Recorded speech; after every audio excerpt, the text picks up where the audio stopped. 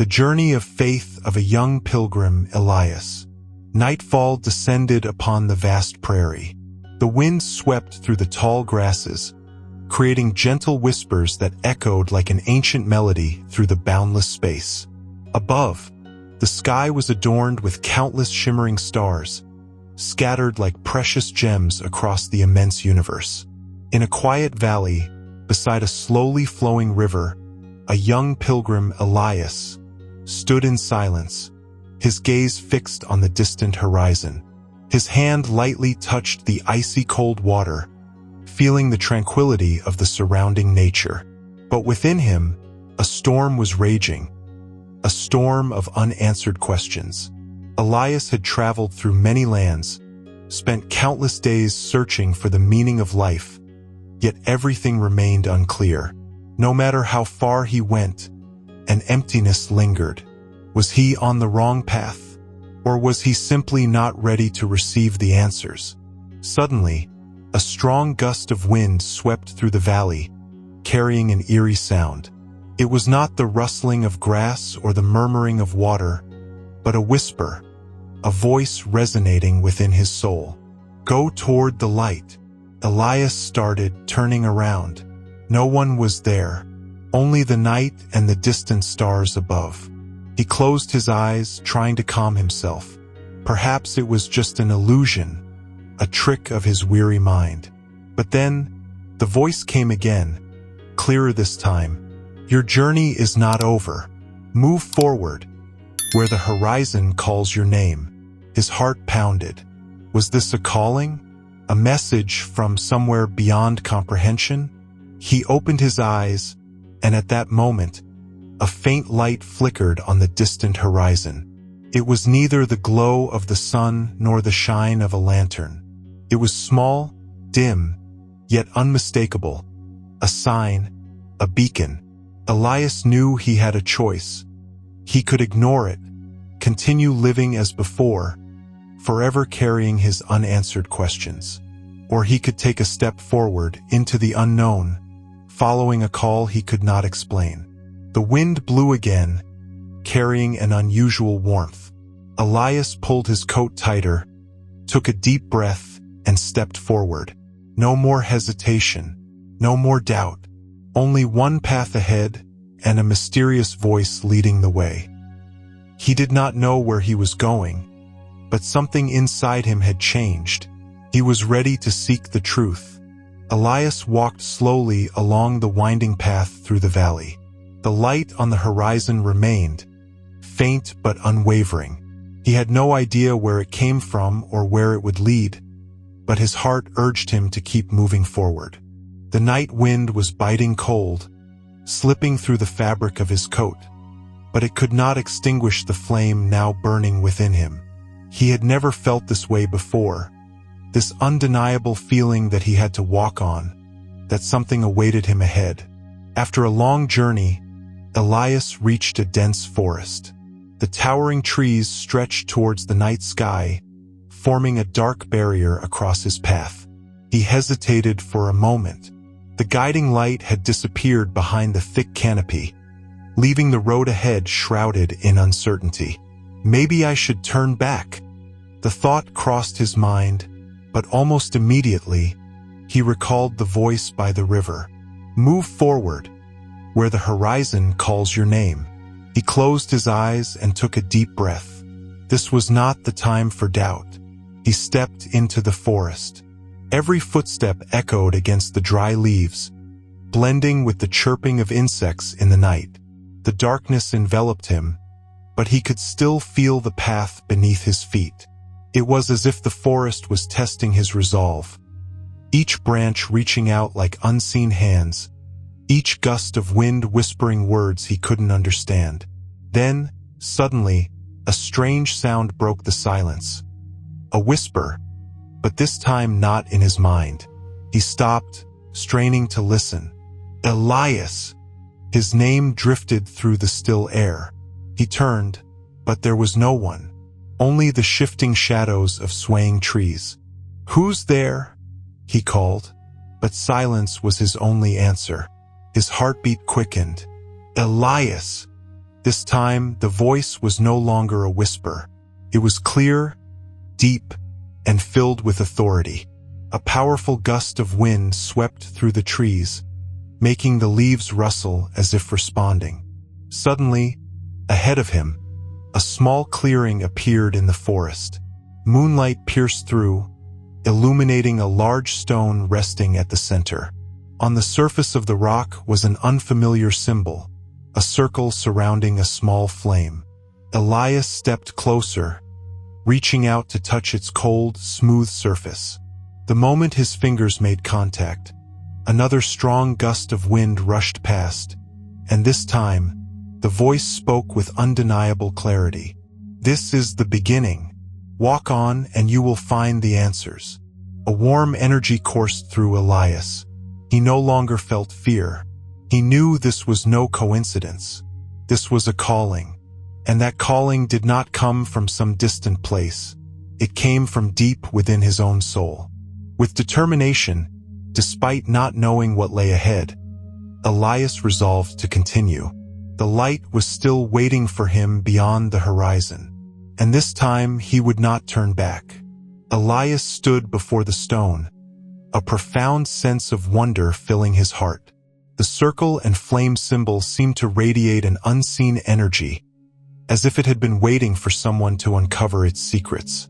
The wind still rustled through the forest, but it no longer carried a sense of foreboding. Instead, it felt like a gentle invitation, urging him onward. He touched the symbol once more, but this time, a sharp click echoed behind him. Elias turned. In the middle of the dark forest, a wooden door had appeared before him, standing alone without a frame, surrounded by dense foliage. He took a step back, staring at the impossible sight. The door looked ancient, its weathered wood etched with faded patterns worn down by time. "This can't be real," Elias whispered, but nothing about this journey had been ordinary from the start.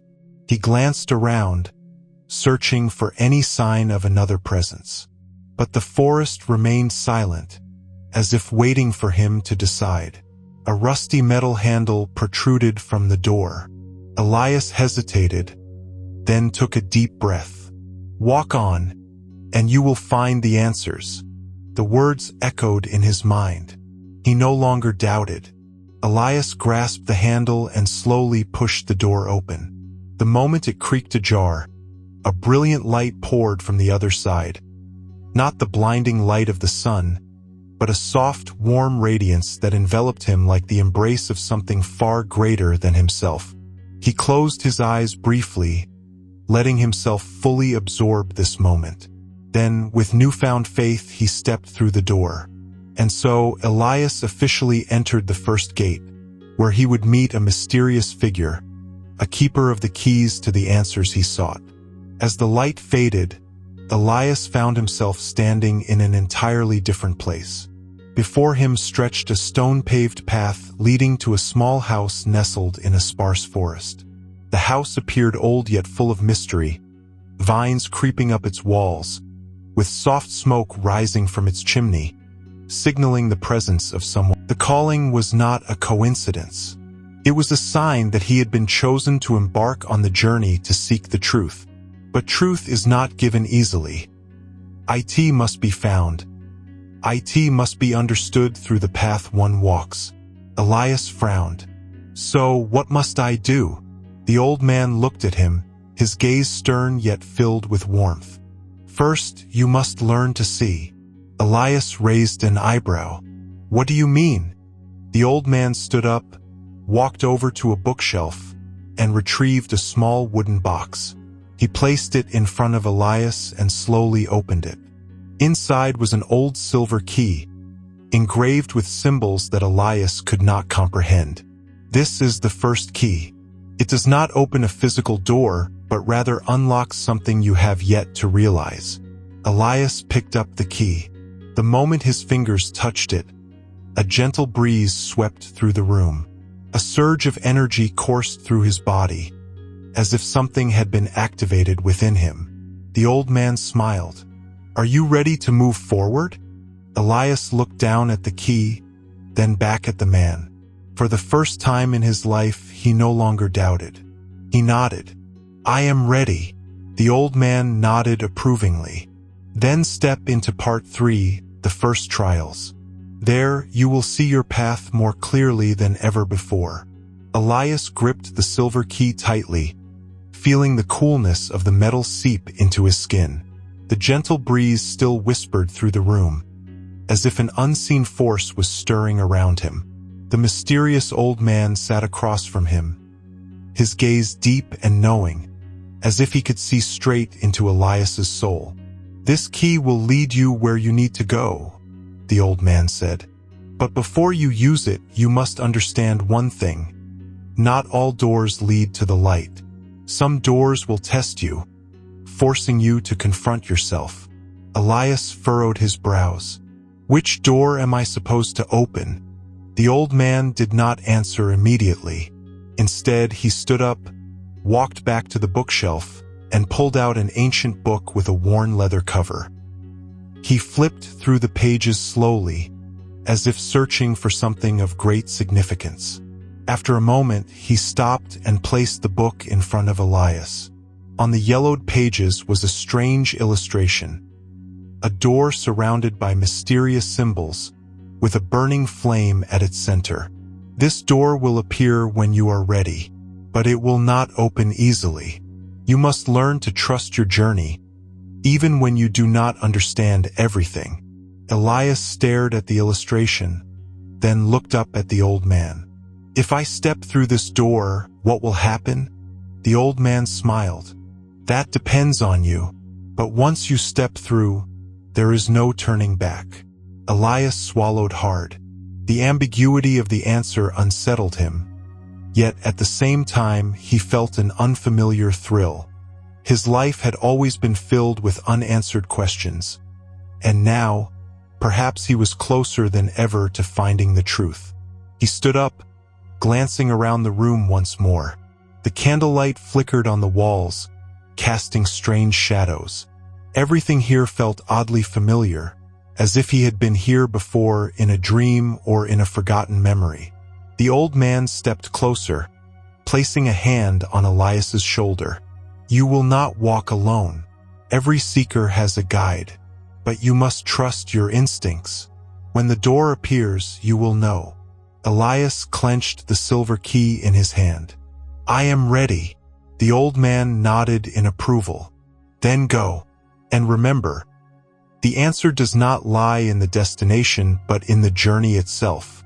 A stronger gust of wind swept through the room, causing the candles to flicker and the pages of the book to flutter. Elias turned and walked toward the wooden door of the house.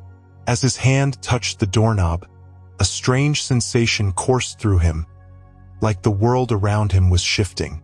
He opened the door, and before him the forest had disappeared. Instead, a winding path stretched under the moonlight, leading toward a dark mountain range in the distance. At its peak, a small flame flickered.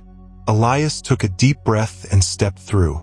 Elias stood at the threshold, feeling the icy wind brush against his skin. The path ahead stretched under the silver moonlight, leading toward the dark mountains beyond. For a moment he hesitated. The mysterious old man remained behind him, his gaze calm but expectant. "There is still time to turn back," he said, his voice warm yet firm. "Once you step through this door, you will face trials that no one can escape." Elias tightened his grip on the silver key. He knew there was no turning back. "I have come this far. I will not stop now." The old man nodded and took a step back. "Then go, and do not let fear stop you." Elias took a deep breath and stepped forward. The moment his foot touched the ground on the other side, a strange sensation filled him. The air around him trembled, as if he had just stepped from one world into another. Behind him, the door slammed shut. He turned around, but the wooden door had vanished, leaving him alone on the shadowed path. This place was different. There was no warmth from the fireplace, No scent of old wood from the house he had just left. Only darkness, a star-filled sky, and the wind howling through the cliffs. Stay calm. Do not let fear take hold. Elias reminded himself as he moved forward.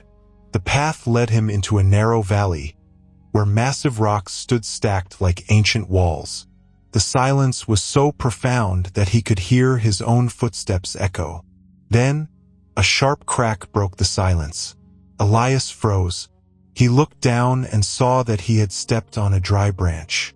But when he lifted his head, something more unsettling caught his attention. Something had changed. The rocks around him were no longer still. They were moving. The ground trembled slightly, and from the shadows, faint figures began to emerge. Elias felt his heart pound. "Who's there?" he called, his voice echoing into the emptiness. There was no reply, but the figures kept advancing slowly, steadily. He clenched the key tightly. The old man had said this key would not just open doors, but reveal things he had never realized. He closed his eyes and focused. "I was called to be here, and I will not be afraid." When he opened his eyes, the figures had reached him. They were not monsters. They were himself, different versions of himself from the past. A young Elias, with eyes full of dreams but also fear, looked up at him curiously. "Do you remember when you still believed in miracles?" the young boy asked, his voice clear yet echoing like a distant memory. Elias hesitated.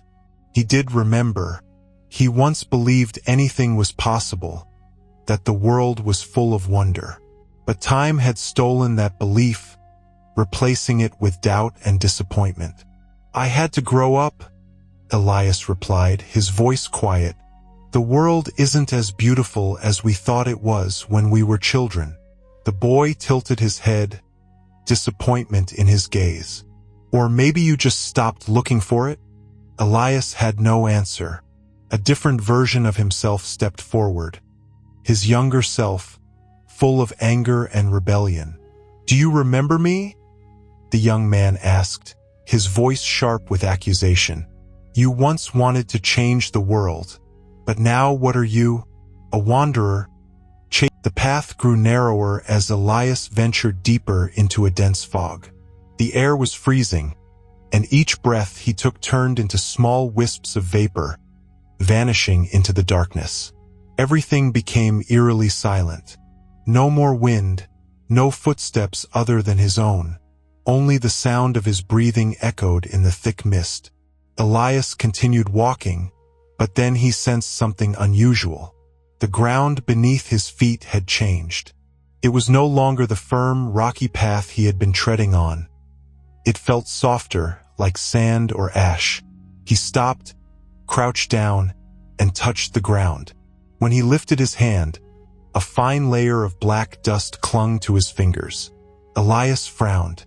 "What is this?" At that moment, an icy gust of wind swept through, making the mist swirl violently. Within the wind, Elias heard voices, faint whispers, as if someone was calling his name. He turned around, but no one was there. "Elias!" The voice came again, closer this time. His heartbeat quickened. This was no longer the echoes of his past. This was something different. A chill crept down his spine as the fog ahead slowly parted, revealing an eerie sight. Towering black stone walls loomed on either side of the path, like the ruins of a long-forgotten city. In the center stood a massive, fractured gate, weathered by time yet still standing strong, as if it had existed for thousands of years. Elias felt the silver key in his hand tremble slightly. "This is the first gate," he whispered, recalling the old man's words. There was no way forward except through it. Elias stepped toward the gate. As he drew closer, he noticed the ancient markings carved into its stone surface. They were the same symbols engraved on his key. So this is where it will open. Carefully, he raised the key and placed it into a narrow slot at the center of the gate. The moment the key touched the stone, a deep, resonant sound echoed through the space. The ground trembled, and the inscriptions on the gate began to glow with a soft, pale blue light. Elias took a step back, his heart pounding. Slowly, the gate creaked open, revealing a dark passage beyond. No light guided the way, no sign indicated what awaited him inside. He took a deep breath, steadying himself. There's no turning back now. With newfound resolve, Elias stepped through the gate. The instant he crossed the threshold, the gate slammed shut behind him. Darkness, no moonlight, no way back, only an abyss of shadow and a new trial awaiting him ahead. The massive stone gate sealed shut behind Elias, trapping him in utter darkness. There was no moonlight, no familiar path behind him. Only a void so deep that he could hear his own heartbeat echoing in the silence. He reached out, hoping to find something to grasp, but his hands met only emptiness. Nothing but darkness. A chilling wind swept through, carrying faint whispers. You should not have come here. Turn back while you still can. You will not find the light in this place. The voices came from all directions, slipping into his mind, attempting to plant fear within him. Elias clenched his fist around the silver key. It no longer glowed, no longer trembled, as if even it feared this place. He took a deep breath, closing his eyes to calm himself. This is just a trial, he reminded himself. I have faced the shadows of my past, and I will overcome this too. He opened his eyes. Darkness still surrounded him. No path, no way forward. But he could not stop now. He took a step forward. Each step felt heavier, as if an invisible force was trying to pull him down. The whispers grew louder, turning into cold, mocking laughter. Do you think you are strong enough? You are nothing, just a wandering soul, chasing something that doesn't exist. Turn back. There is nothing here but eternal darkness.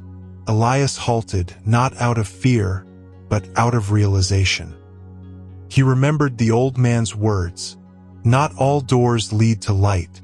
Some doors test you, forcing you to confront yourself.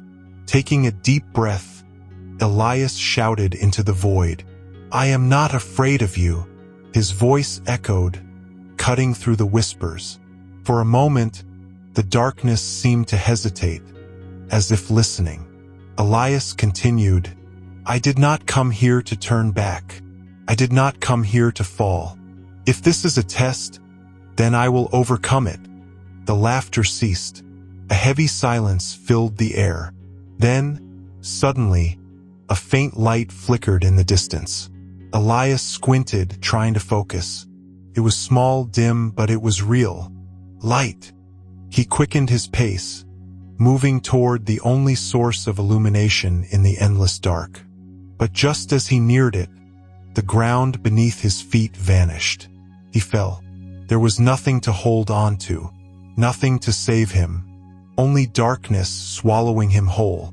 He screamed, but no one could hear him. And then, just as he thought he would fall forever, a hand reached out from the darkness and grabbed him. Elias gasped, his breath caught in his throat. He looked up. Piercing through the shadows, a pair of glowing eyes met his. They were steady, unwavering. A deep, calm voice spoke. Take my hand. Your journey is not over yet. With the last of his strength, Elias grasped the outstretched hand. An unseen force pulled him up, lifting him from the abyss. And when he opened his eyes again, Elias jolted awake, his breathing ragged, his heart still pounding from the fall. But he was still here, still alive, still standing. He looked around. The infinite darkness was gone. No more endless void, no more whispers. He was now inside a long, narrow corridor. The walls on either side were made of ancient stone, smooth and worn down by the passage of time. Above him, There was no sun, no moon, only a soft, ethereal glow emitted from small crystals embedded in the walls, casting a faint bluish light. Elias turned to the figure who had saved him. The man wore a dark cloak, his face hidden beneath a hood. Though his features were obscured, his eyes shone through the shadows, filled with wisdom, filled with secrets. "Who are you?" Elias asked, his voice still unsteady. The man did not answer immediately. He studied Elias for a long moment before speaking in a calm, measured tone. "I am not what matters. What matters is that you did not let the darkness consume you." Elias tightened his grip, feeling the steady rhythm of his heartbeat. "I was afraid," he admitted, "but I cannot let fear decide my path." The man nodded. "That is your first lesson." He turned and began walking forward along the stone path. Elias hesitated for only a moment before following. They walked through endless corridors, where ancient symbols lined the walls, stories carved in stone that Elias could not yet understand. After some time, they reached a massive door of metal. Engraved upon it was a familiar symbol, a circle surrounding a small flame. Elias stood on a stone bridge, suspended over an endless void. Beneath him, there was nothing, only darkness stretching infinitely in all directions. On the other side of the bridge stood a massive rock formation, and waiting there was another version of himself. But this was not the Elias he had always known. This was the Elias of fear, an Elias with piercing, cold eyes filled with doubt and anger. "I knew you would come," the figure spoke, but the voice was not just his own. It carried echoes, as if hundreds of voices were speaking at once. Elias felt his breath slow. He knew this challenge would be difficult, but he hadn't expected that the true test would be facing the darkest version of himself. The mysterious man who had guided him stood silently behind him. This was not a battle the man could help him with. Elias took a deep breath, then stepped onto the bridge. Each step felt heavy, not because the bridge was weak, but because of the weight of his own fears pressing down on him. The other Elias remained still, his cold gaze unyielding. "Do you really think you're ready?" the voice mocked. "You cannot erase me. I am a part of you." Elias stopped in the middle of the bridge. He looked straight into his own eyes, the self he had always been afraid to confront. He knew he could not run anymore. If he wanted to overcome the darkness, he had to walk through it.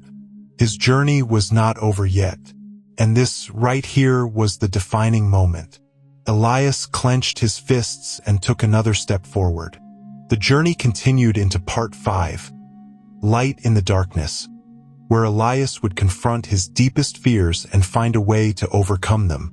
Elias stood on the suspended bridge, facing the shadow of his own self. This was no longer a weak remnant of the past. The being before him was powerful. It was formed from his fears, his doubts, and the deepest wounds buried in his soul.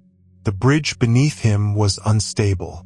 Every step made it tremble, as if it was ready to collapse at any moment. But Elias did not back down.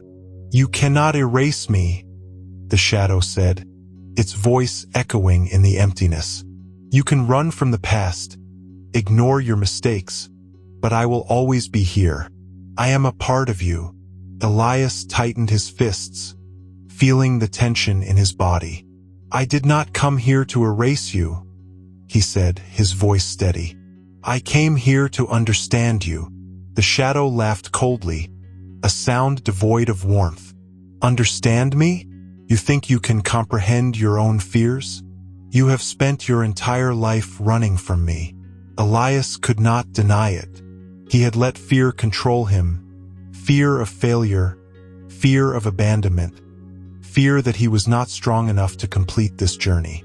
But now, standing before his own fear, he realized something. The darkness was not his enemy. Darkness only held power when he feared it. Elias took a deep breath. He stepped forward, one step, then another, until he was face to face with his shadow. "You are right. You are a part of me," he admitted, looking directly into those dark, hollow eyes. "But I am also a part of you." The shadow hesitated. Elias continued, "I am no longer afraid of you. The things I once avoided, the weaknesses I once feared, these are not weapons you can use against me. If you are darkness, then I am the light within it." The space around them trembled. Symbols engraved on the bridge began to glow, as if his words had activated something hidden beneath the surface. The shadow Elias took a step back, its gaze no longer as sharp. It did not disappear, but its presence faded, as if its power was dissolving. "No one can erase the darkness completely," Elias said, his voice calm. "But I can walk through it." A brilliant light erupted from the bridge, engulfing them both. Elias closed his eyes, feeling the warmth of it wash over him. When he opened them again, the shadow was gone. The bridge was no longer trembling. It was solid, strong, as if no danger had ever existed. Elias turned his gaze forward. At the end of the bridge, a great gate was slowly opening, revealing a new land, where soft light illuminated ancient stone pathways. He had passed the test, but he also knew this was just the beginning. With a lighter heart, Elias took his next step forward. Elias crossed the bridge, leaving behind the darkness he had just confronted. No longer burdened by fear, no longer weighed down by doubt, he had walked through the deepest part of himself, where pain and regret had once controlled him. The gate ahead stood open, and warm light bathed his face. He stepped through, crossing the threshold between darkness and light. As the light touched his skin, he felt every burden begin to fade. No more cold, no more whispers from the past. Only a strange, peaceful clarity he had never known before. He closed his eyes, drawing in a deep breath. The air here was different, fresher, lighter, as if every inhale carried with it a sense of purity and hope. Elias opened his eyes. Before him stretched a vast, open field, rolling endlessly toward the horizon. The grass was lush and green, shimmering under the morning sun. In the distance, mist-covered mountains stood tall beneath a sky of pure blue, where the rising sun painted the clouds in golden hues. A gentle breeze carried the scent of earth and wildflowers. Elias stood still, allowing the morning light to embrace him. Dawn had arrived. He thought back to his journey, the moment he first heard the mysterious call, the trials he had endured, the storms of fear, the ghosts of the past. All of it had led him here. He was no longer the same Elias who had started this journey. He had changed. He had been transformed. On a distant hill, a familiar figure stood waiting for him. The old man, the one who had given him the first key. Elias took a deep breath, then slowly made his way toward him. As he approached, the old man smiled. "Have you found the light?" the man asked. Elias gazed up at the radiant sky, feeling its warmth seep into his soul. "I may not have found all the answers," he admitted, "but I know now that I am no longer afraid of the dark." The old man nodded.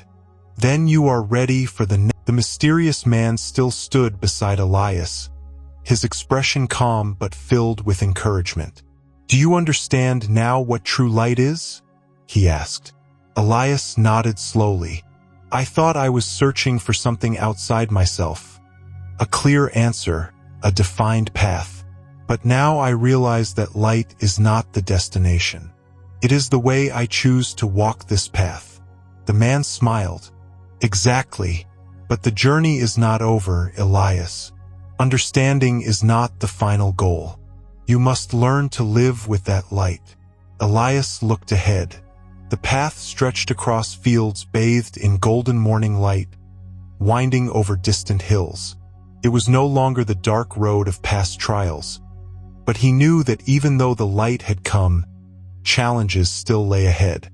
So where do I go next? The man extended a hand, pointing toward the horizon. A small village lay nestled between distant mountain ranges. It is time for you to walk no longer alone. You must find your companions. Elias frowned. Companions? The man nodded. You have learned to face yourself. Now you must learn to bring your light to others. Because light is not meant to be kept. It is meant to be shared. Elias remained silent, pondering those words.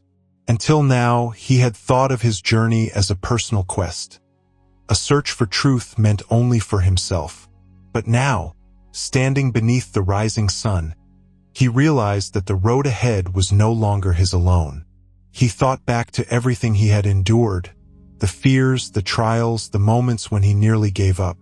All of it had shaped him, not just to make him stronger, but so that he could help those who, like him, were seeking their own path.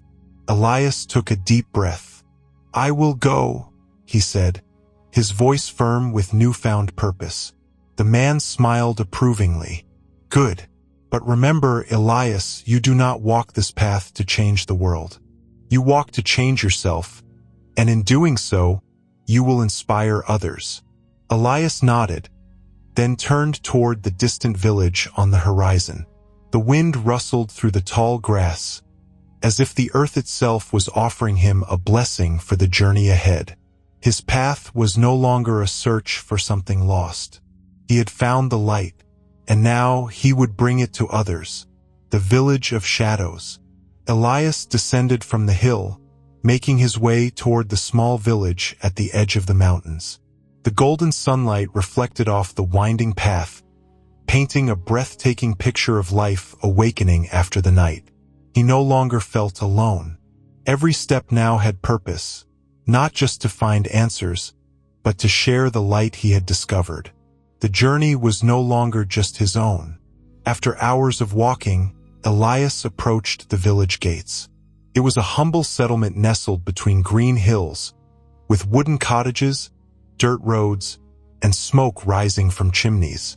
The air was peaceful, yet something deeper lingered, a weariness hidden beneath the surface.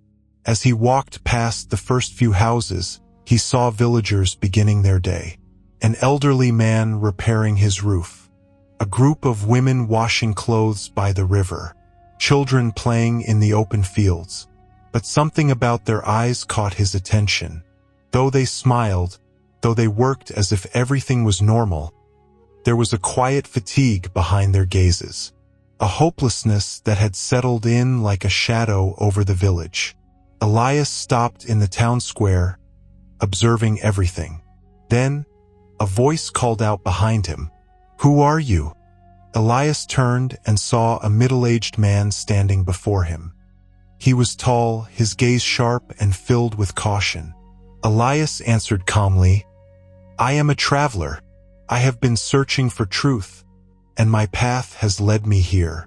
The man studied him for a long moment, then nodded slowly. "Then you have come to the right place." He turned and gestured for Elias to follow him. Elias walked forward, feeling the shift in the air. Something awaited him here, a new challenge, a new purpose. He was no longer searching for light just for himself. Now he would have to learn how to share it with others. The first encounters. The man led Elias through the village streets, past homes where people watched cautiously. Even under the daylight, a shadow hung over this place, as if the village had lived in darkness for so long that they had forgotten how to believe in light. "My name is Gideon." The man finally introduced himself as they reached the village center.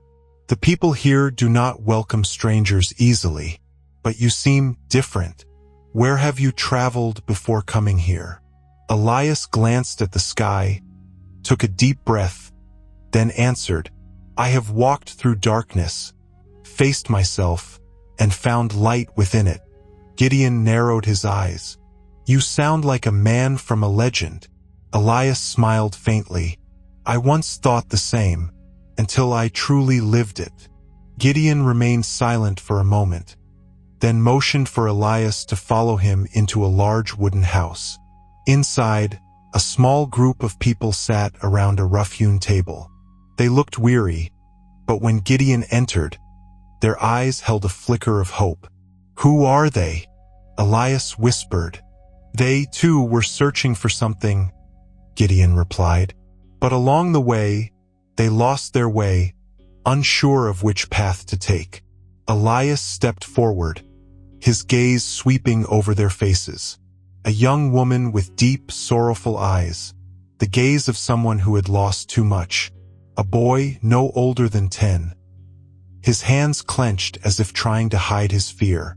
An elderly man, his face marked by time and struggle, but with a tiny glimmer of hope still left in his eyes. Gideon looked at Elias. "If you have truly found the light, then tell them. Help them find it." Elias took a deep breath. He remembered his own journey, the doubt, the despair, the trials that nearly broke him. He understood them. He knew what it meant to walk in the dark. "I did not come here to bring miracles or to tell you that the road is easy." Elias spoke, his voice steady but warm. "I have also been lost. I have also been swallowed by darkness. But I learned something important. Darkness is not the end. It is only part of the journey, and the light we seek has always been within us." The room fell into silence. The young woman hesitated before whispering, "How can we believe in light when all we have known is suffering?" Ilyas met haar gaze. "Because you are still searching. If you had truly given up, you would not be here." A profound silence followed. The boy, his voice small, asked, "If the light is real, how do we find it?" Elias knelt down so he was at the boy's level and smiled gently. "We will find it together." Gideon watched, nodding slowly. "Then stay. Help them. And help me." Elias knew this was his next step. He was no longer a solitary traveler. Now he had companions, a new purpose. Elias remained in the village, learning the stories of its people. At first, he only observed, watching their expressions, their struggles, their silent pain. These were not weak people, but they had been worn down by hardship, by trials that had taken more than they could give. Though the village looked the old mentor, Elias also spent time with Oren, the oldest man in the village. He was once a respected spiritual guide, but the passing years and hardships had eroded his faith in himself. "Young man, I once believed in things like you do," Oren said, his voice rough but steady. "But then, I realized that sometimes, faith alone is not enough to stand against reality." Elias nodded. "But it was faith that helped me walk through the darkness." Oren was silent for a moment before exhaling deeply. "Then show me, not with words, but through action." The skeptics, not everyone in the village welcomed Elias so easily. A group of young men, led by Ronan, a sharp-eyed and pragmatic figure, refused to believe that Elias could change anything. "You speak of light, but do you really understand what we've been through?" Ronan challenged. "Do you think a few words can change everything?" Elias did not grow angry at their doubt. He understood where it came from. "I am not here to change you," Elias said calmly. "I only want you to know that, no matter what, there is always another path." Ronan scoffed, crossing his arms. "Then we'll see. But don't expect people to believe you so easily." Elias nodded. "Faith does not come instantly. It is a journey, the first steps of a new journey." Over the following days, Elias remained in the village. He did not try to convince anyone, nor did he attempt to force change. Instead, he lived among them, helping where he could, listening to their struggles and slowly creating a shift that they didn't immediately notice. He repaired leaky roofs. He talked with children, telling them stories of the places he had traveled. He listened to the elders, learning from their experiences and wisdom. And then, something began to change. The villagers no longer saw him as an outsider. They began to listen. They began to ask questions. And, most importantly, they began to hope again. Because sometimes all it takes to inspire change is for someone to believe in you, even when you have stopped believing in yourself. Elias knew the road ahead was still long. But now he was no longer walking alone. He had companions. And so the journey continued into the lesson of the desert, where Elias and the villagers would face their first great trial. A trial that would test their faith and push them beyond their comfort zones to find the strength that had always been within them. A journey into the desert. Time passed, and Elias slowly became part of the village. The people no longer saw him as an outsider. They listened, they trusted, but wounds of the past were not so easily healed. One morning, as the sun rose, Gideon approached Elias, his arms crossed, his expression thoughtful. "We need your help with something," Gideon said. Elias looked up. "What is it?" Gideon pointed toward the distant horizon, where the land stretched into an endless desert. The village's main water source lies beyond that desert. But recently, sandstorms have blocked the way. No one dares to cross it. We need to bring water back, but we also need someone willing to face this challenge. Elias immediately understood. This was not just a task, it was a test of faith. "Who will go?" Elias asked. "A small group is willing to try," Gideon replied. "But they do not truly believe they can succeed. They need someone to lead the way." Elias nodded. "Then we will go," stepping into the desert. The next day, Elias, Gideon, Mira, Ronan, and 3 others set out toward the desert. White sands stretched endlessly before them, with no signs of life, only the scorching wind whispering through the dunes. They walked from sunrise until noon, but the desert seemed endless. The heat drained their strength, and each step became heavier. Ronan, ever the skeptic, was the first to speak. "Why are we taking this path? If the sandstorm has blocked the way, why not wait until it clears?" Elias looked at him, his voice calm. "If we keep waiting, how long will it take? Sometimes the only way is to walk through the storm, even when we cannot see the way out." Ronan shook his head but said nothing more. They pressed on. But as the sun began to set, a sandstorm suddenly struck, the storm of doubt. The wind howled, turning the desert into a raging chaos of swirling sand. They crouched low, trying to stay together, but the wind was too strong, threatening to tear them apart. Myra's voice cut through the storm. "We have to turn back," Ronan shouted. "We can't keep going. If we push forward, we'll die out here." Fear spread among them, and Elias knew this was the real test. If they let fear control them, they would never escape. He closed his eyes, took a deep breath, and then shouted into the storm, "Do not let fear decide your path." For a moment there was silence. Then he continued, "Remember why we are here. If we turn back now, we will always be trapped in doubt. But if we move forward, even without seeing the way, we will find a way through." Gideon met Elias's gaze, then nodded. "Elias is right. We cannot let this storm stop us." Mira and the others steadied themselves. They held hands, forming a circle, and slowly moved forward together. Dawn after the storm, step by step, they pushed through the storm, even as the wind fought against them. And then, after what felt like an eternity, the storm began to fade. The sky cleared, revealing a small oasis ahead, a freshwater spring, surrounded by lush green trees. Mira gasped, "We made it!" Ronan stood still, his usual defiance replaced by quiet reflection. Finally, he turned to Elias, his expression unreadable. "You were right." Elias only smiled and looked toward the rising sun. the lesson of the desert. They gathered water, rested, and then began their return to the village. But something had changed. They were not just bringing water back.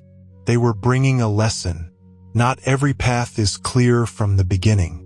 But if we trust and keep walking, we will find our way. They had not let fear stop them. They had learned that even in the harshest desert, light still waits beyond the storm. The return and a new threat.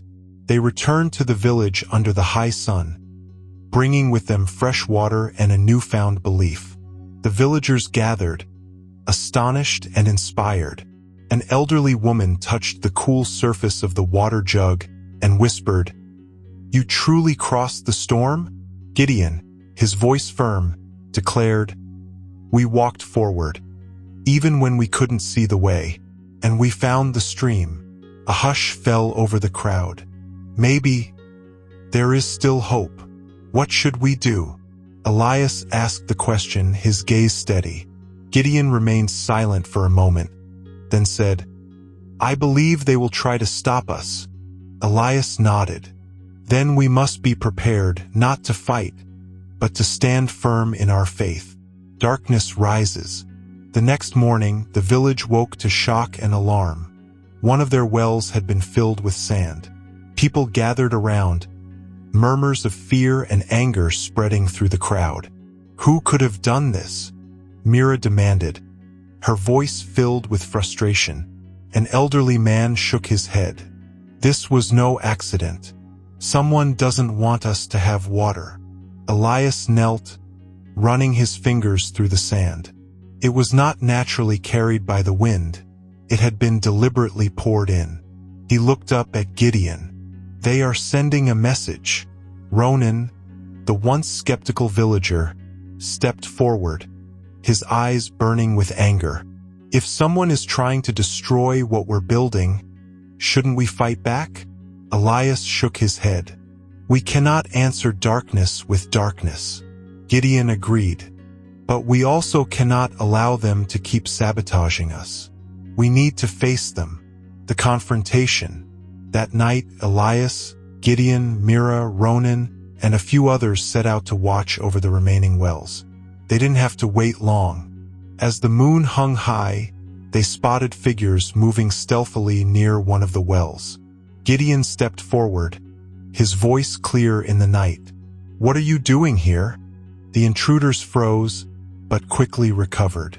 A tall man with cold, sharp eyes stepped forward, unapologetic. "You are leading this village down the wrong path," he said. "Hope does not keep us alive. Only realism, doubt, and preparing for the worst will ensure our survival."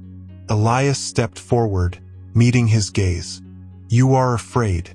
You fear that if you believe in something, you will be betrayed again." The man flinched, but masked it with a hardened glare. "I don't believe in dreams. But you believe in fear," Elias replied, his voice unwavering. "You let it control you, and now you are trying to force that fear onto this village." The man clenched his fists. "If you refuse to stop, you will suffer the consequences." Mira stepped forward, her voice stronger than ever. "We will not stop." Silence fell. The group of saboteurs exchanged glances, then slowly retreated into the shadows. They hadn't given up, but at least now they knew the village would no longer be easily intimidated. A faith that stands. As the saboteurs disappeared, Gideon turned to Elias. "Do you think they'll come back?" Elias nodded. "Darkness always tests the light, but we cannot let fear control us."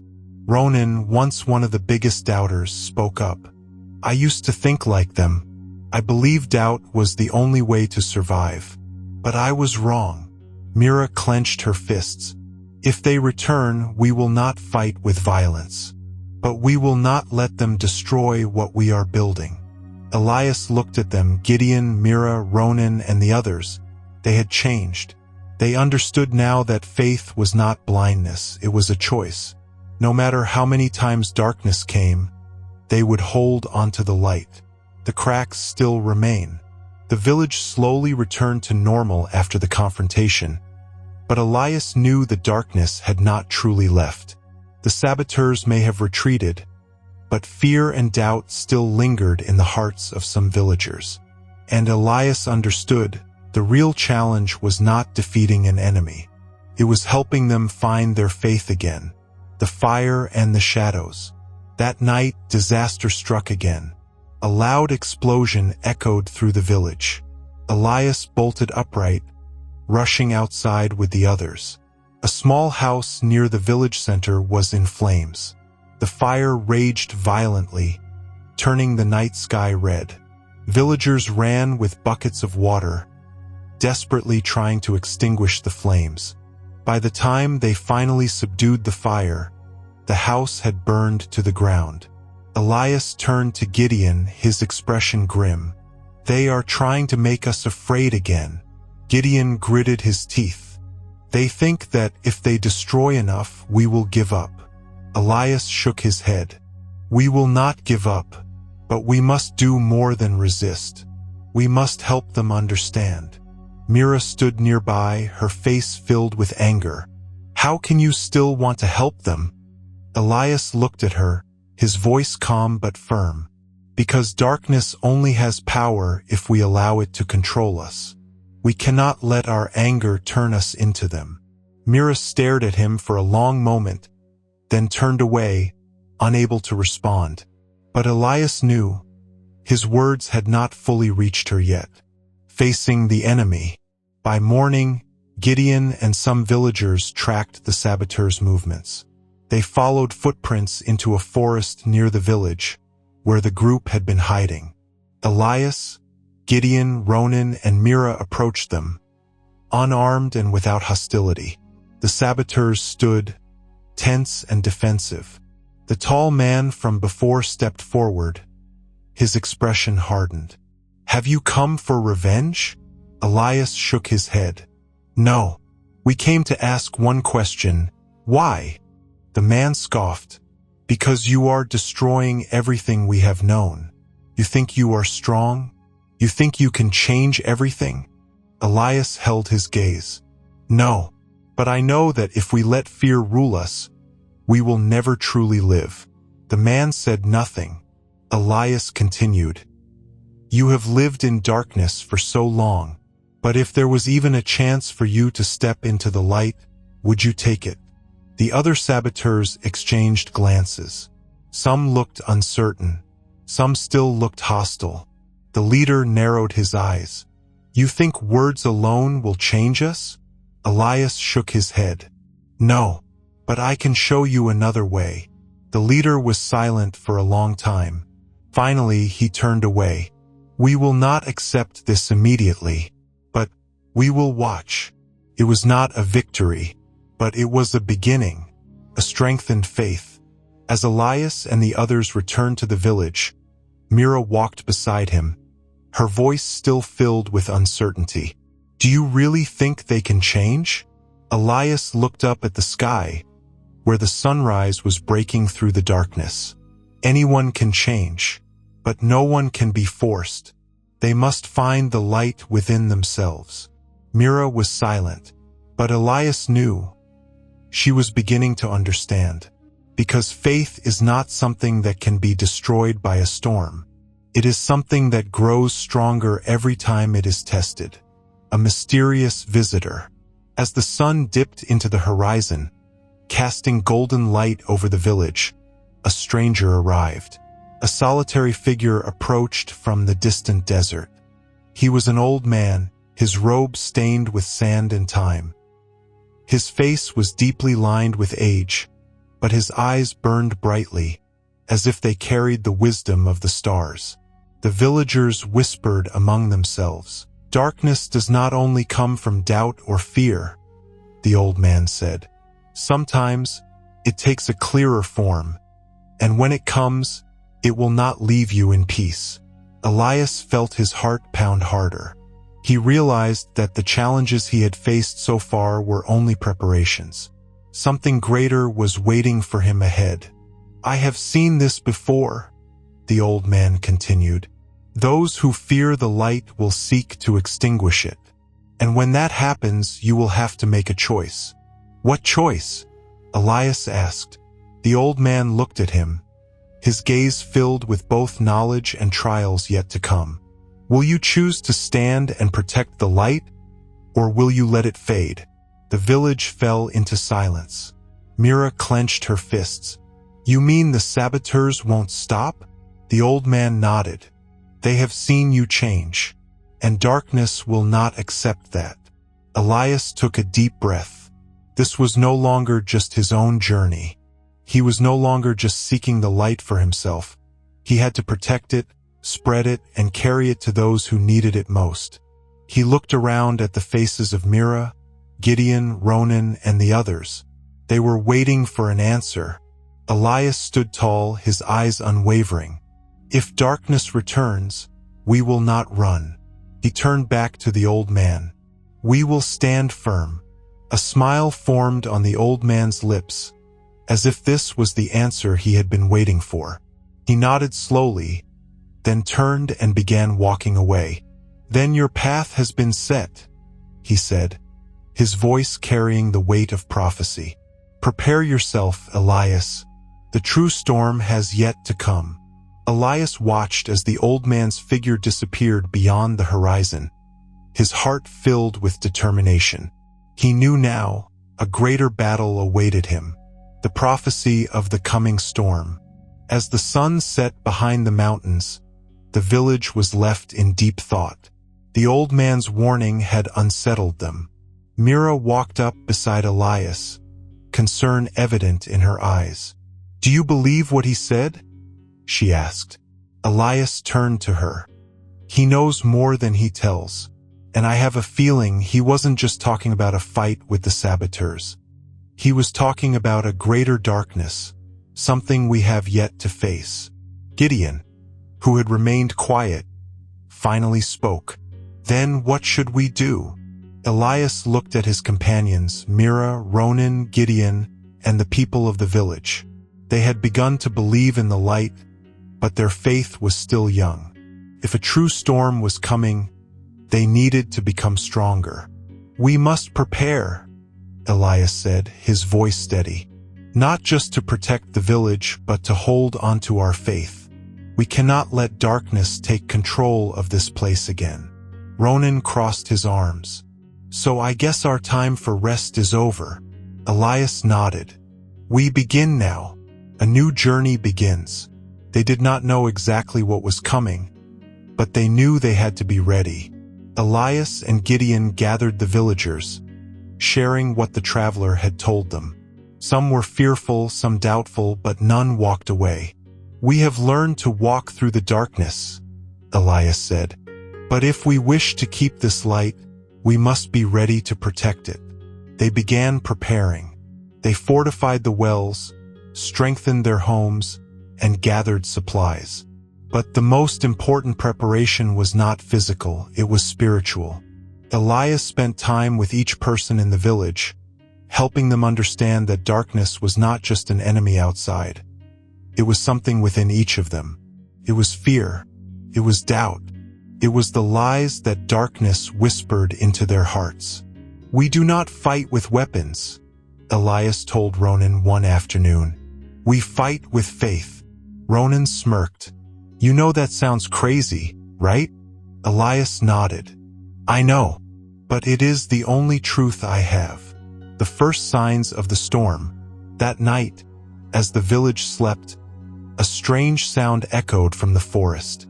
Elias and Mira instantly woke up.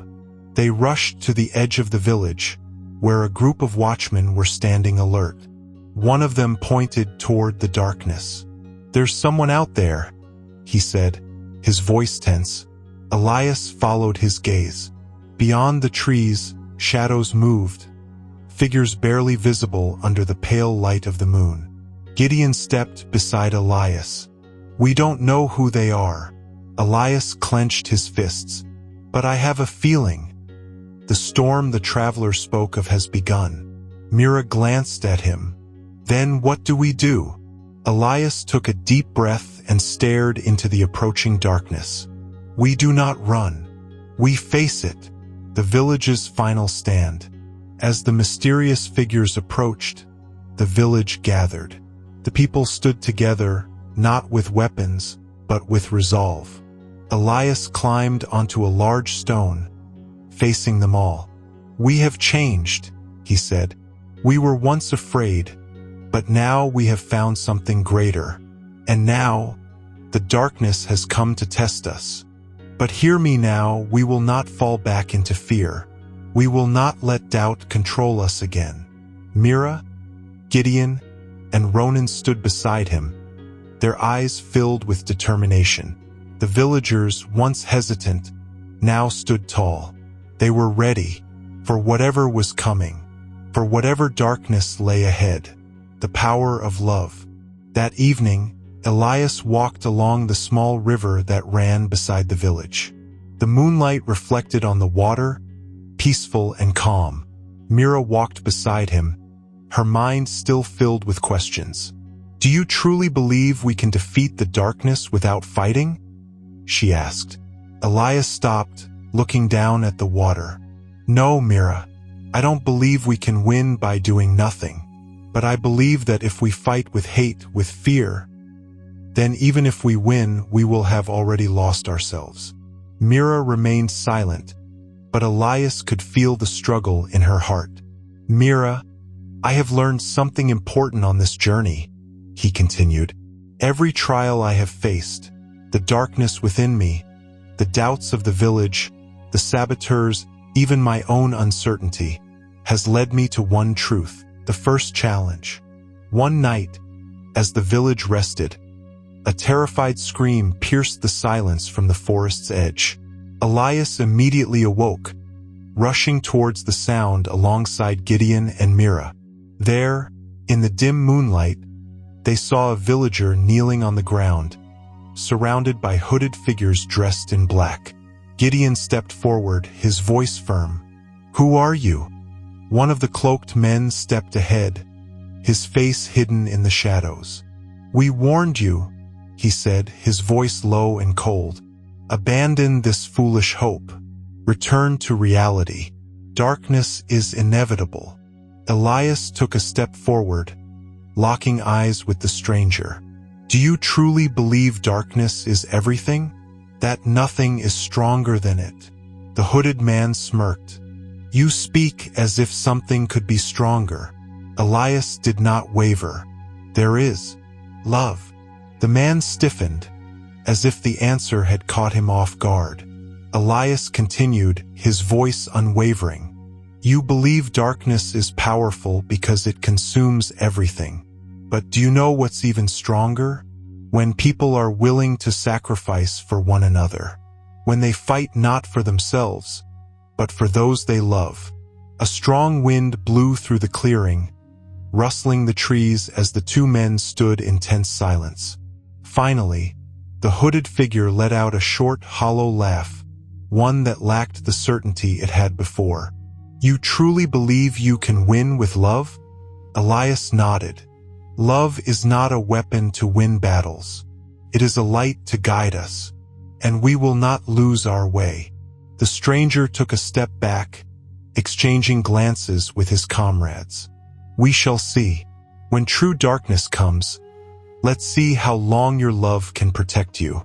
With that, he gestured for his men to retreat, leaving the shaken villager behind. Elias rushed forward, helping him up and feeling his heart pounding in fear. "They will return," Gideon muttered, his voice heavy. Elias nodded. "I know, but when they do, I do not want us to wait for them in fear. I want us to wait for them in love, the brightest flame." When they returned to the village, everyone was waiting for answers. Elias stood before them, his voice strong and resolute. "Darkness will return. But when it does, I do not want you to fight out of hatred or fear." He scanned the faces before him, seeing the uncertainty in their eyes. "I want you to stand firm because of love, because of the people beside you, because of what we have built together." A deep silence followed his words. Then, A single voice rose from the crowd. "We will not be afraid anymore." Then another. "We will not let the darkness take what we love." Elias felt it. A flame had been lit, brighter than any fire he had ever seen. Each torch ignited. Elias stepped onto a large stone in the center of the village, so that everyone could see him clearly. All eyes were on him, waiting, not for orders, but for direction. But Elias was not here to command. He took a deep breath, then asked, "Do you all remember the day I first arrived here?" A few villagers nodded. Some remained silent, listening intently. "Back then, I saw a village without faith, without hope. You survived, but you did not truly live. But now I see something different.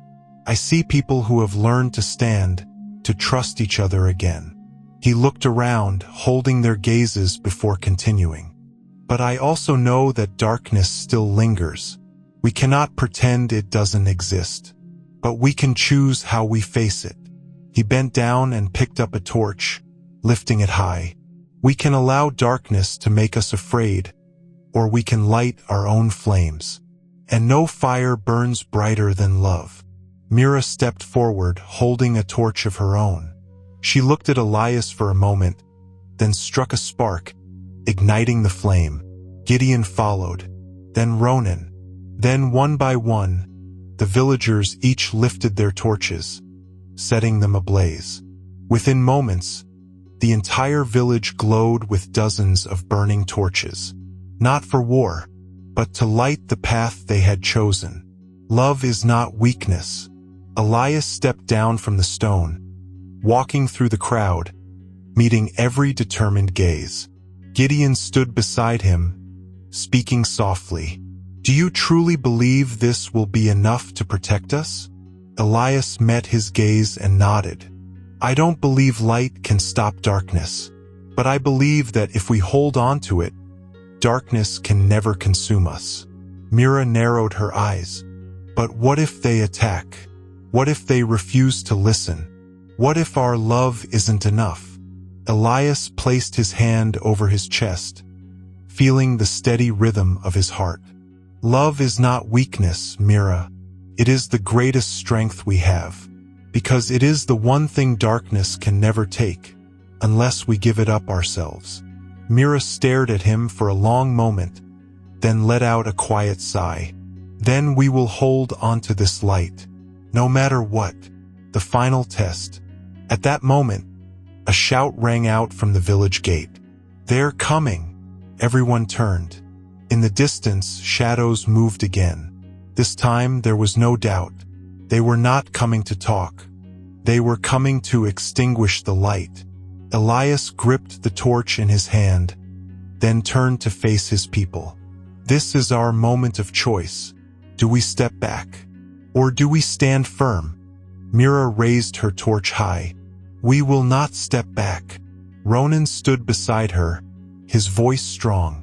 "We will not let the darkness take what we love." Gideon nodded, his face set with determination. "Let them see that we are not afraid." And one by one, the villagers stepped forward, their torches burning bright against the approaching darkness. Elias took a deep breath, feeling the heat of the flame in his hand, the pounding of his heart. Whatever happened next, he knew one thing for certain. They would not fight with weapons. They would fight with the light in their hearts, stepping into destiny. For the first time, darkness and light stood face to face, not as enemies, but as two forces that had always existed together. As the hooded figures drew closer, as the storm truly began, Elias and the villagers did not retreat. They stood firm, holding their light high. They were no longer afraid. They had become the light, the final confrontation. Darkness swept forward like a storm, but Elias and his people stood unwavering. Their torches burned brightly, reflecting the unbreakable resolve in their eyes. The cloaked figures stopped, hesitating at the edge of the light. The wind howled. "Who are you?" Elias asked, his voice calm but filled with quiet strength. The man tilted his head slightly. I am someone who once walked your path, but I have learned a truth that you have yet to realize. Elias narrowed his eyes. And what truth is that? That light cannot exist without darkness. The villagers murmured among themselves. Mira gripped her torch tightly. Don't listen to him, Elias. He's just trying to shake our faith. But Elias remained unfazed. He took a step forward, standing face to face with the man. I do not deny the existence of darkness, he said. But I also know that darkness cannot swallow the light, unless we allow it to. The man smirked. You sound wise, but you still do not understand. Do you think light is the answer to everything? Do you know why those who came before you failed? Elias remained silent, waiting for the answer. Because they did not understand that light and darkness are not opposites. They are two sides of the same coin. A hush fell over the crowd. The man continued, his voice sharp as a blade. Have you ever wondered why those who once followed the light turned against it? Why those who believed in good eventually became its greatest enemies? Because light has a fatal flaw. It believes it can exist without darkness. But darkness never makes that mistake. It knows that to truly be powerful, it must understand both. Elias thought about those words. He recalled his journey, the moment he confronted his own fears, the time he learned to walk through darkness without letting it control him. And then, for the first time, he understood. You are not wrong, Elias said slowly, but you are not right either. The man raised an eyebrow. Light and darkness may coexist, but that does not mean we must surrender to darkness. I do not deny it. I do not run from it, but I also do not let it rule me. He held the man's gaze. True understanding is not about choosing one or the other. It is about knowing how to balance both. The man was silent for a moment. Then he smirked, not in mockery, but in acknowledgement. You are wiser than I thought. He took a step back, then turned to the hooded figures behind him. The real battle is not between you and me, Elias. It is between those who dare to understand the truth and those who fear it. Elias stood his ground, watching as the darkness withdrew. Mira stepped beside him, her expression bewildered. What just happened? Elias let out a slow breath. We did not win. We learned the most important lesson. Gideon frowned. And what is that? Elias looked up at the sky, where the moon still shone above. Darkness will never fully disappear, but if we understand it, if we do not let it control us, we will never fear it again. The dawn of a new chapter. When the sun rose the next morning, the village still stood. The people were no longer afraid. They did not believe the darkness had vanished, but they knew they could face it without trembling. Mira stood on a rock, gazing at the horizon where the shadows had retreated the night before. Do you think they will return? She asked. Elias stood beside her, offering a faint smile. Perhaps, but next time I will not just protect the light. I will teach others how to find the light within themselves. Mira looked at him and smiled. Then let's be ready, because this journey isn't over. Elias nodded. No, but this time, I won't be walking it alone. A village reborn. The first rays of dawn bathed the village in a golden light. But no one had slept that night. People gathered in the village square, from Mira, Ronan, and Gideon to the elders and children. All of them waiting for an explanation, a direction, a meaning behind everything. Elias knew this was a pivotal moment. He took a deep breath, then spoke, his voice steady and clear. I know many of you are asking, what truly happened last night? Who were those people? Why did they say that light cannot exist without darkness? Silence fell as they listened. I have asked myself the same questions. Throughout this journey, I have tried to understand the darkness, to overcome it, to defeat it. But now I have realized something far more important. His eyes swept across the crowd. The truth is, darkness will always exist. We cannot eliminate it. We cannot destroy it completely. But that does not mean we must allow it to control us. An elderly man stood up, his voice tinged with concern. But if darkness is always there, how can we ever be truly safe? Elias smiled gently. By no longer fearing it. Mira frowned. What do you mean? Elias turned to her, his gaze filled with understanding. Darkness is not stronger than light. It is only powerful when we allow it to take hold of our hearts. But if we accept that it is always there, that it is not our enemy, but simply a part of the world, then it will no longer have power over us. A long silence followed. Ronan crossed his arms. So we are not fighting against darkness? Elias shook his head. No, we are not fighting it. We are walking through it. New paths. After Elias' speech, the village began to see things differently. They no longer saw themselves as victims surrounded by darkness. They realized they had the power to choose how they faced the world. From that day forward, the village was no longer a place weighed down by fear. It became a place of awakening, a place where people learned to accept the existence of darkness without allowing it to consume them. Those who had once been skeptics, like Ronan, now stood up to protect what they believed in. Those who had once been fearful, like Mira, found strength within themselves. And Gideon, who had once believed only in reality and doubted the unseen, now understood that truth was not just what could be observed, but also what could be felt. A mentor's farewell. 3 days later, as the village began to settle into its newfound strength, Elias felt a shift within himself. One early morning, he walked along the small stream, where he had spoken with Mira many times before. He was not surprised to see a familiar figure waiting for him. The mysterious traveler had returned. Elias approached him, not needing to ask why he was there. The traveler smiled slightly. You understand now, don't you? Elias nodded. I once thought this journey was about seeking the light, but now I realize I never needed to search for it.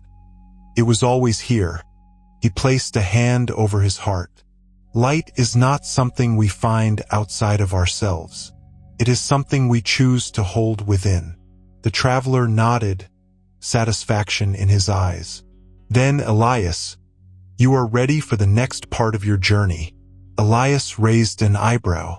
The next part. The traveler turned toward the horizon. You have helped this village find their own light. But how many other places are still lost in darkness? How many others still live in fear? Elias left the village as the sun began to set. He was not alone. Mira, Ronan, and a few others had decided to go with him. They were no longer just villagers searching for hope. They had become bearers of light, ready to spread it to other places. The road ahead stretched across vast fields, towering mountain ranges, and lands yet to be discovered. They had no map, no clear route, only a belief that they were heading in the right direction. After a long day of walking, they stopped by a small stream in the middle of the prairie, where the night sky stretched endlessly above them. The stars twinkled like tiny lanterns hanging in the vastness, illuminating the travelers searching for something greater than themselves. Mira sat down beside the small fire, looking up at the sky. It's beautiful. Elias nodded. The stars are always there, even when we cannot see them. Gideon, the eldest in the group, smiled. Just like the light within each of us. A story from the past. Ronan picked up a dry branch and poked at the fire. Have you ever wondered, if we hadn't left, would the village really have needed us? Elias turned to him. What do you mean? Ronan gazed at the sky, his eyes reflecting the fire's glow. We fought to help them find their own light. But I still wonder, if we hadn't been there, would they have found their way on their own? Elias pondered for a moment before replying, maybe they would have, maybe they wouldn't, but that doesn't matter. What matters is that now they know they can stand on their own. And that's all we ever needed to do, not to change them, but to help them see that they can change themselves. Mira smiled lightly. So that's why we're continuing this journey? Elias nodded. There are still many out there who haven't yet seen the light within themselves. And if we can help them realize that, then we must. The unknown. The night grew quieter, with only the sound of the wind brushing through the tall grass and the gentle trickle of the stream. Gideon looked up at the sky and spoke in a warm, thoughtful tone. I once heard a story when I was young.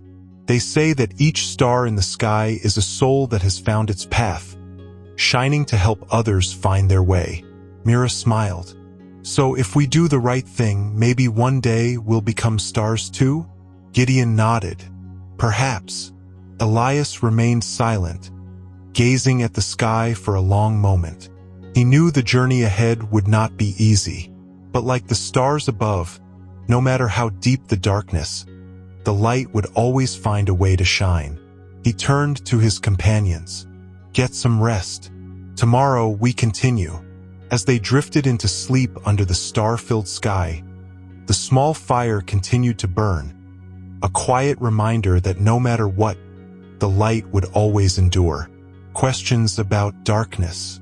Mira was still awake. She turned to Elias, her eyes glimmering in the firelight. Elias, do you truly not fear the darkness?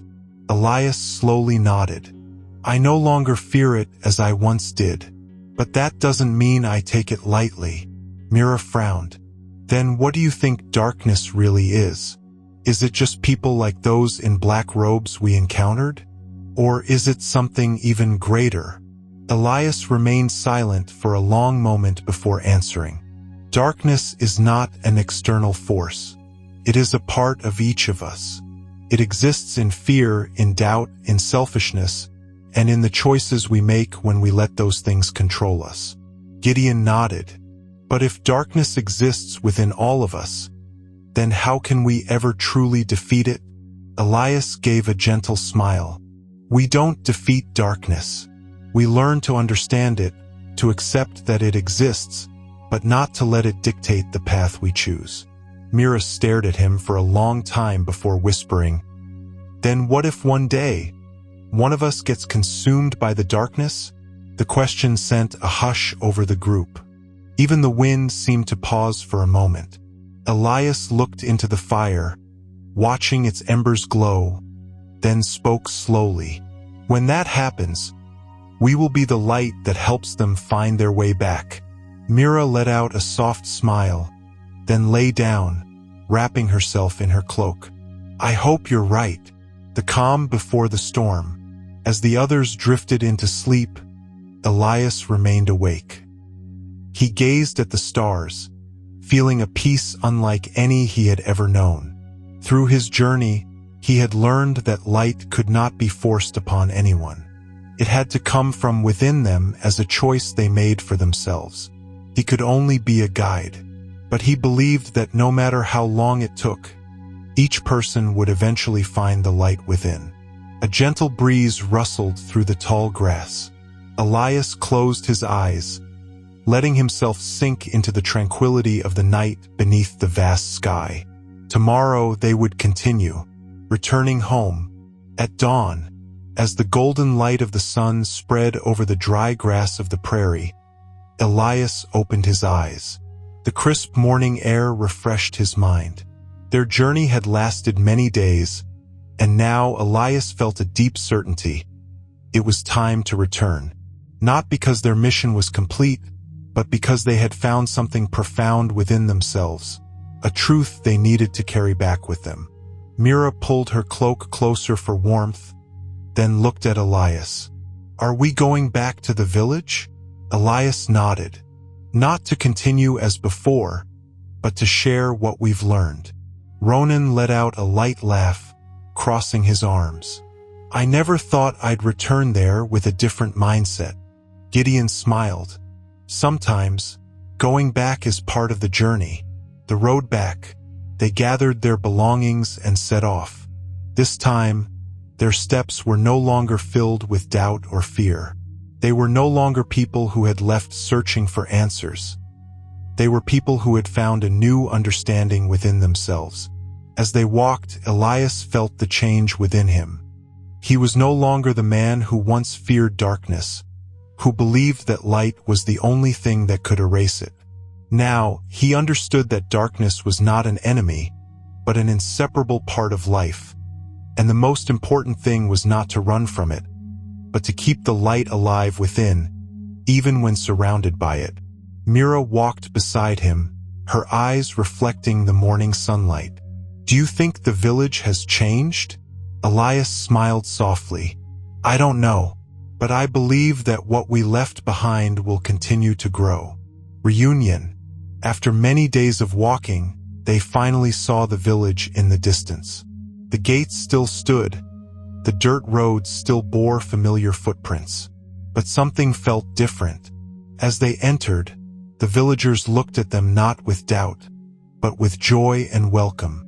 An elderly woman stepped forward, her gaze gentle yet filled with curiosity. You have returned. Gideon smiled. We left to search, but instead, we found ourselves. A young boy ran up, looking at Elias with admiration. Did you find what you were looking for? Elias knelt to meet the boy's eyes, placing a hand on his shoulder. I found the most important thing. The truth is never far. It has always been within each of us. A renewed soul. The villagers gathered, listening to the tales of their journey. They spoke of nights beneath the stars, of encounters with those still lost in their own darkness. They shared how they had learned that darkness was not something to fight, but something to understand and step through. Then Elias said something that made everyone pause in thought. We don't need to go far to seek the light. It has always been here within us. But sometimes, we need a journey to realize it. The villagers no longer feared as they once did. They had changed. Not because Elias and his companions had brought. Mira approached Elias, holding a cup of hot water in her hands. It seems like everything has truly changed. Elias nodded, taking the cup from her hands. Not because we returned, but because they have found their own strength. She looked at him for a moment, then smiled softly. You always believed that everyone could find the light within themselves, didn't you? Elias nodded. Not everyone realizes it immediately, but when they are ready, the light will always be there. Lessons learned. The next morning, Elias, Gideon, and Ronan walked around the village. They saw that the fields were being tended to more carefully, the roads had been repaired, and the children were laughing and playing without fear. The people who had once doubted them had now changed. They no longer questioned whether the light truly existed, because they had experienced it for themselves. Elias stopped in front of the old well, the same well that had once been filled with sand by those who sought to destroy it. Now it had been completely restored.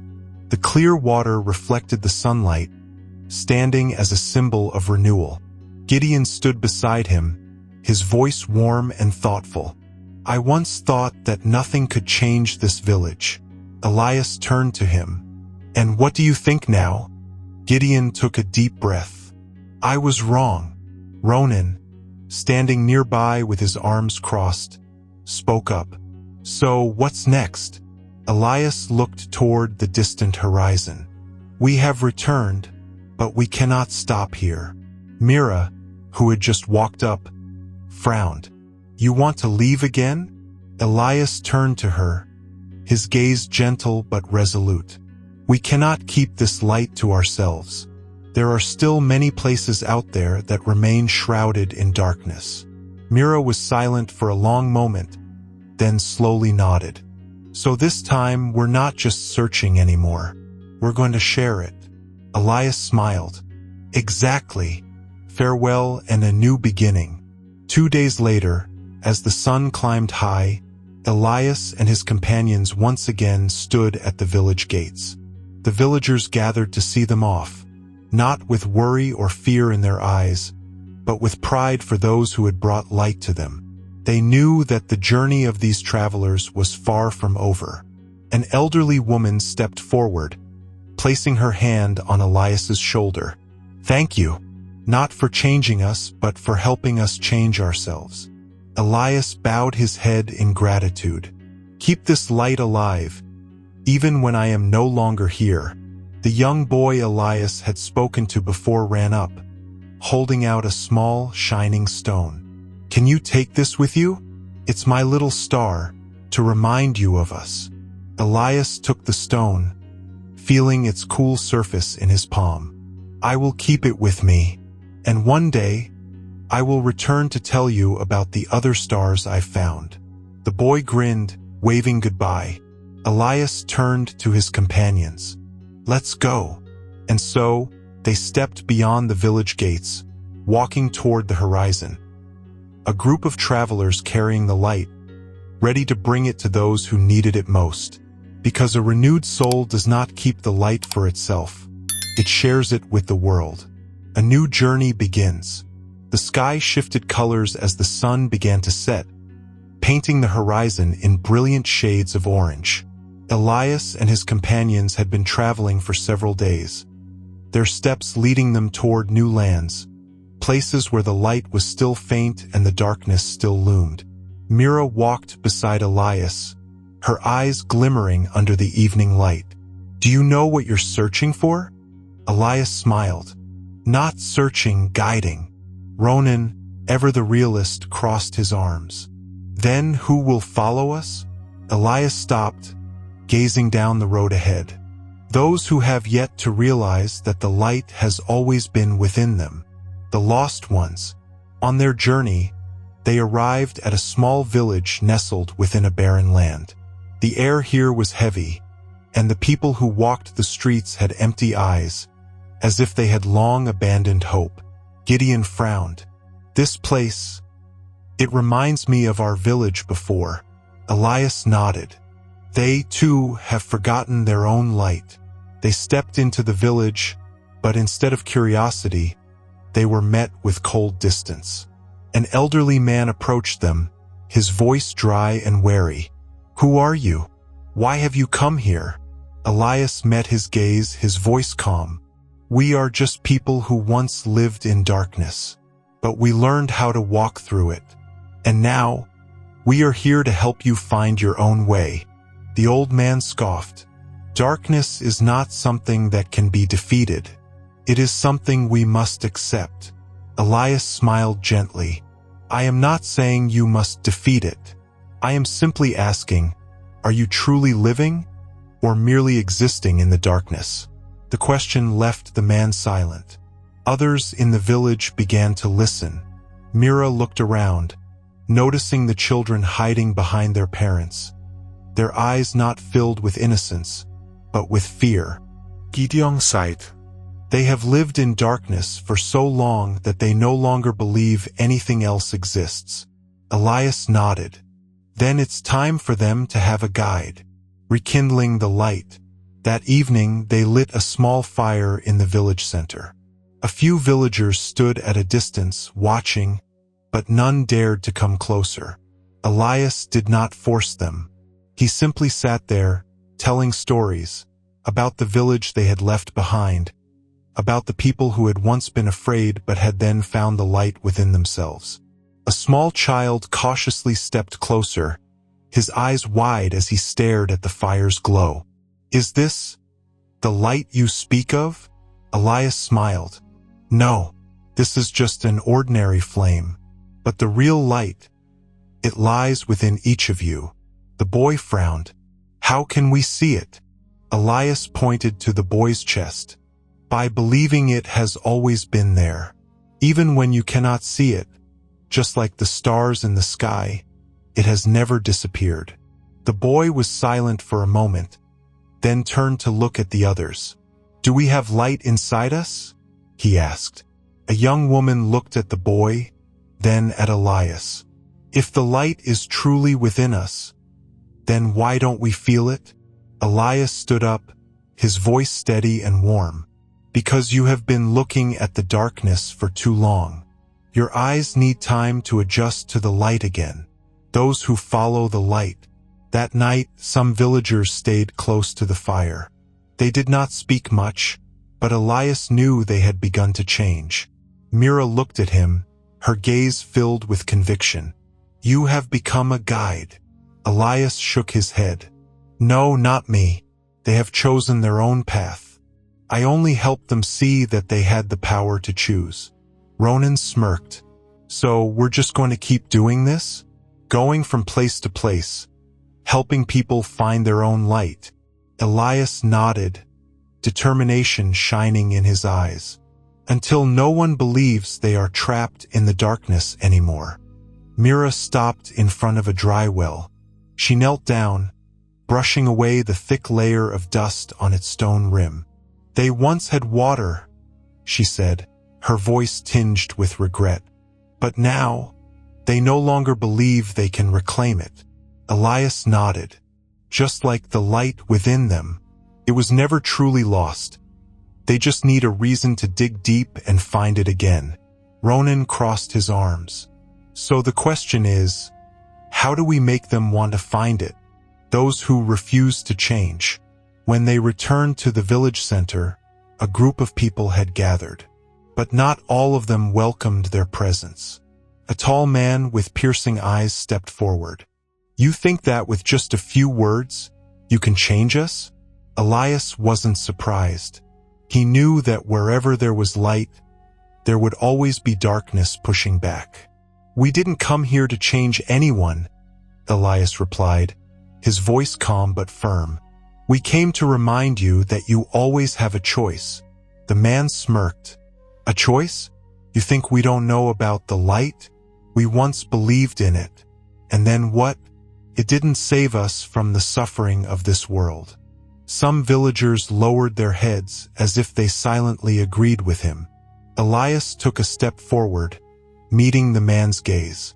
The light is not a miracle that erases your pain. It is what helps you walk through that pain without losing yourself. The man was silent for a moment before scoffing. I don't need your light. He turned away, leading a few others with him. But Elias did not feel discouraged, because he saw that some people remained. They said nothing, but in their eyes he saw a flicker of something. A spark not yet strong enough to ignite, but enough for Elias to know that they were listening. Action, not just words. Elias knew that words alone were not enough. The next day, he and his companions began to act.